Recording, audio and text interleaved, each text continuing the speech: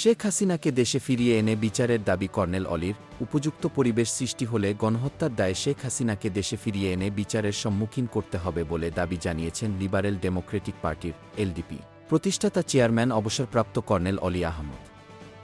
বৃহস্পতিবার ৮ আগস্ট রাজধানীর মগবাজারে এলডিপির কেন্দ্রীয় কার্যালয়ে সংবাদ সম্মেলনে তিনি এ দাবি করেন। কর্নেল অলি বলেন, স্বৈরাচারের পতনের পর জাতি ধর্মবর্ণ রাজনৈতিক পরিচয় নির্বিশেষে সকলকে ঐক্যবদ্ধ হতে হবে। স্বৈরাচারী ও সন্ত্রাসী সংগঠন হিসেবে আওয়ামী লীগের নিবন্ধন বাতিল ও নিষিদ্ধ করতে হবে। এ সময় নোবেল বিজয়ী ড. মোহাম্মদ ইউনুস সহ নতুন সরকারের প্রতি আন্তরিক শুভেচ্ছা জানিয়ে তিনি বলেন, তার ড. ইউনুস ওপর অর্পিত নির্বাহী দায়িত্ব পালনে সফলতার আশা ব্যক্ত করি। কর্নেল অবসর অলি আহমদ বীর বিক্রম বলেন, ছাত্রজনতার আন্দোলনে যারা শহীদ হয়েছেন, আহত হয়েছেন তাদের এবং তাদের পরিবারের ক্ষতিপূরণ, পুনর্বাসন ও সুচিকিৎসার ব্যবস্থা করতে হবে। কর্নেল অলি আরও বলেন, ১৯৯৬ সালের পর থেকে মুক্তিযোদ্ধা তালিকায় যে অবৈধ ও অযৌক্তিক সংযোজন করা হয়েছে তা বাতিল করতে হবে এবং মুক্তিযোদ্ধাদের পৌষদের সরকারি চাকরিতে নিয়োগ বাতিল করতে হবে।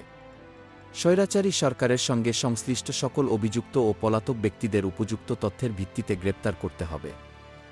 তাদের অবৈধ সম্পদ জব্দ করতে হবে এবং বিদেশে পাচারকৃত সম্পদ প্রত্যর্পণের জন্য আন্তর্জাতিক সম্প্রদায়ের প্রতি আহ্বান জানাতে হবে।